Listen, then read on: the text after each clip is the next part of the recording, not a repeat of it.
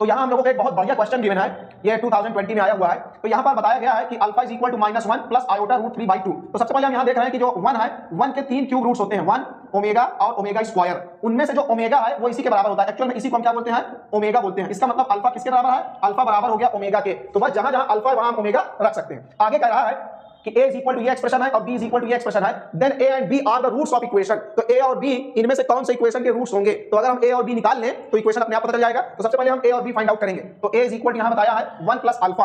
Alpha किसके बराबर है, ओमेगा के बराबर। तो यहां हम रख देंगे ओमेगा। अब यहां पर बता रहा है k का वैल्यू 0 से लेकर 100 तक रन करेगा। तो यहां अल्फा की जगह हम क्या पुट करेंगे, अल्फा की जगह ओमेगा रख देंगे। तो ओमेगा, तो पहले यहां k की जगह 0, तो 2 इंटू 0 0 आएगा। फिर k की जगह यहां 1 पुट करेंगे तो 2 इंटू 1 2 आएगा। फिर 2 पुट करेंगे तो 2 2 जा 4 आएगा, एंड सो ऑन। रखते रखते कहां तक जाएंगे, 0 से लेकर 100 तक। तो फाइनली k की जगह 100। तो जब 100 लिखेंगे तो 100 इंटू 2 तो 200 हो जाएगा। अब यहां ओमेगा का पावर 0 है, किसी भी नंबर की पावर अगर 0 लगा देते हैं तो इसका मतलब वो हो जाता है 1। तो ये 1 आ जाएगा। अब हम यहां पर देख रहे हैं कि ये हमारा एक ज्योमेट्रिक प्रोग्रेशन है, जीपी है। तो ज्योमेट्रिक प्रोग्रेशन के सम का क्या फार्मूला है, a मतलब फर्स्ट टर्म यहां पर 1 है, a1 माइनस r मतलब कॉमन रेशियो। तो कॉमन रेशियो यहां पर कौन है, ओमेगा स्क्वायर, क्योंकि ओमेगा स्क्वायर से मल्टीप्लाई होकर नेक्स्ट टर्म मिल रहा है। तो a1 माइनस r की पावर n, n मतलब नंबर ऑफ टर्म्स। कितने नंबर ऑफ टर्म्स हैं, 0 से लेकर 100 तक कितने टर्म्स होंगे, 101। क्योंकि अगर हम 1 से काउंटिंग करते हैं 1 से 100 तक तो 100 हुए, और एक 0 भी हमने पुट कर दिया तो टोटल टर्म 101 है। तो यहां पर टोटल टर्म्स है 101, ये बन गया।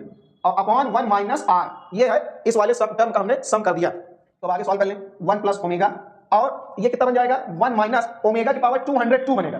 क्या हो जाएगा, ओमेगा का पावर 202। तो इसको हम क्या करते हैं भाई, 3 से डिवाइड कर देते हैं। 3 हम इसको अंदर डिवाइड करेंगे 3 के टेबल से। जब 3 से डिवाइड करेंगे तो कितना हो जाएगा, 3 6 जा 18 हो जाएगा, और 18 के बाद यहाँ 2 बचेगा। फिर यहाँ पर हो जाएगा 3 7 जा 21, और रिमाइंडर बचेगा 1। तो यानी ओमेगा का पावर 1। इसको हम ऐसे लिख सकते हैं, ओमेगा क्यूब कितना होता है 1, 1 की पावर 67, तो 1 यहाँ जाएगा।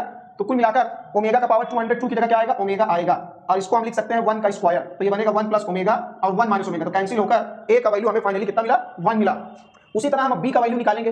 b के लिए ये फार्मूला हमें दिया है, अल्फा की जगह हम डायरेक्ट यहाँ ओमेगा रखेंगे, और k की जगह पहले 0, तो ओमेगा का पावर 0। फिर k की जगह 1 पुट करेंगे तो 3 1 जा 3, फिर 2 पुट करेंगे यहाँ k की जगह तो 3 2 जा 6, एंड सो ऑन। रखते रखते फिर 100 तक जाएंगे, तो 3 इंटू 100 तो 300। अब हम यहाँ पर देख रहे हैं ये तो ओमेगा का पावर 0 1 हो गया। ओमेगा क्यूब कितना होता है, वो भी 1 होता है।